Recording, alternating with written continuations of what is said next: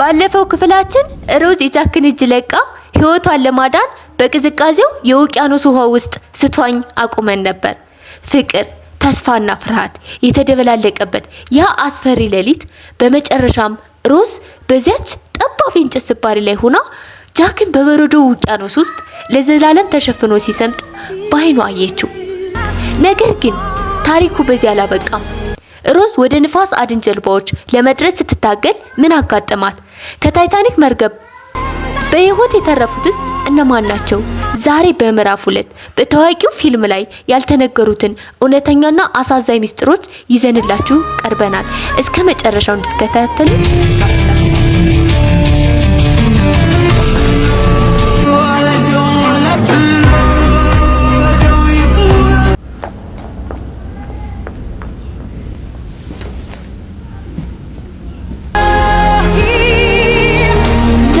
በብርዱ ምክንያት ህይወቱ አልፎ ወደ ውቅያኖሱ ጥልቀት ሲሰምጥ ሮዝ በከፍተኛ የሐዘንና የድንጋጤ ስም ውስጥ ነበረች።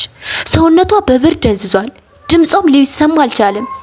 በዚህ ጊዜ ነበር አንደኛዋ የነፍስ አድን ጀልባ በህይወት የተረፉ ሰው ለመፈለግ በዳሰሳ መብራት አካባቢውን መመርመር የጀመረችው። ሮዝ ለመጮህ ብትሞክርም ከጉሮሮዋ ድምጽ ሊወጣ አልቻለም። ተስፋ ልትቆርጥ ስትል በአቅራቢያዋ በውሃው ላይ ተንሳፋ በነበረው የፖሊስ አስከሬን ላይ ፏጭ ታየች። የመጨረሻም ተስፋዋና አቅሟ ያላትን አቅም ተጠቅማ ፏጭቱን ነፋችው። ያ ድምጽ የህይወት ትንሣኤ ሆናት። የነፍስ አድን ጀልባዎቿ ተመልሳ መጣችና ሮዝን ከሞት አፋፍ አወጣቻት።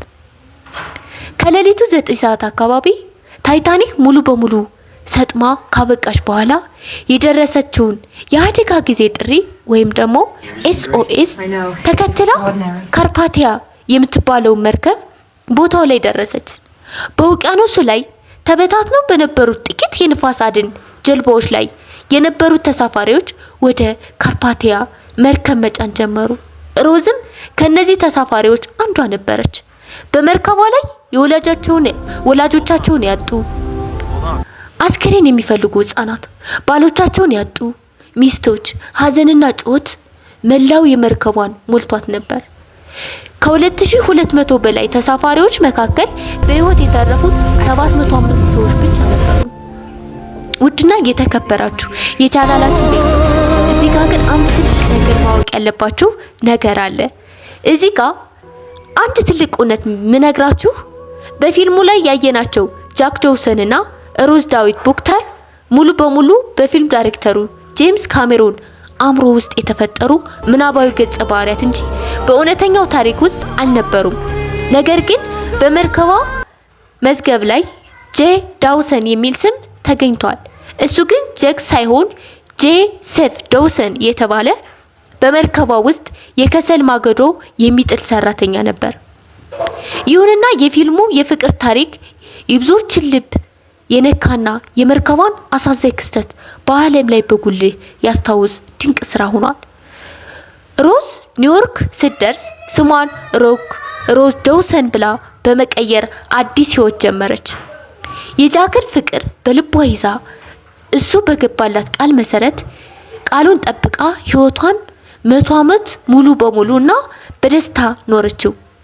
የታይታኒክ ታሪክ የሰው ልጅ በትንቢቱ ግዙፍ መርከብ ሰርቶ እግዚአብሔርም አሰምጣትም ካለ በኋላ በተፈጥሮ ኃያልን የደረሰባት ታላቅ ውድቀት የሚያሳይ ትምህርት ሆኗል። ውድና የተከበራችሁ የቻናላችን ቤተሰቦች በጣም የሚገርመው ነገር እንባ እየመጣ ነው ይሄን ታሪክ ምን ሰማው። እኔ እዚህ ጋር መተረክ አልችልም። በቃ በጣም ልባችን የሚገርም የሮዝና የጃክ የፍቅር ታሪክ አንዳንዴ ወደኛ ዓለም ስናነው ይሄን ታሪክ ወይም ይሄን ፊልም በእውነተኛ ዓለም ላይ የተመሰረተ ነው። እንደዚህ ተራ ወይም ደግሞ ለትምህርት ተብሎ አይደለም። ይሄ ፊልም ማለት ነው እውነተኛ ነው። በእውነት ያሳለፉት ህይወት ነው። ይሄ እዚህ ጋር ዛሬ ታሪክ ብለን የምናወራው ወደ ራሳችን ታሪክ ስናመም በአሁኑ ሰዓት ፍቅር ከስንት አንድ ነው።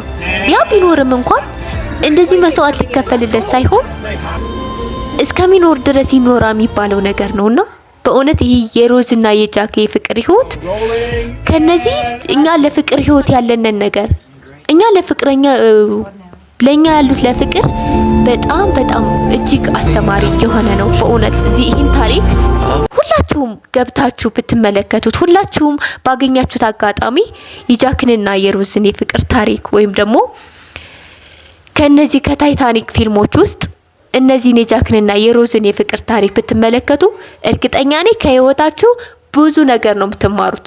ይሄ ብቻ ሳይሆን ከዚህ በተጨማሪ በጣም ያልተነገረለት የፍቅር ታሪክ አሉ።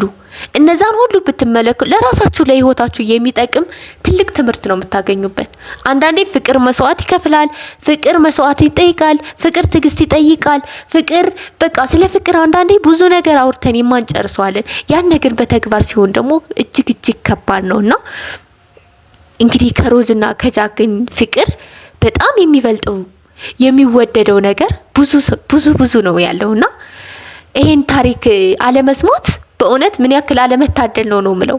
እኔ በጣም ነው የቆጨኝ። በቅርቡ ነው ያወቅኩት ይሄን ፊልምና እንግዲህ እስካሁን ለምን አላየሁትም ብዬ ነው በራሴ የተቆጨሁት። እና ይሄ የሮዝና የጃክ የፍቅር ታሪክ በጣም የሚገርም ነው። አንዳንዴ ለገንዘብ ብለን አንዳንዴ በቃ ለቤተሰብ ብለን ካልሆነ ሰው ጋር እንሄዳለን። ያ ግን ትክክለኛ አይደለም።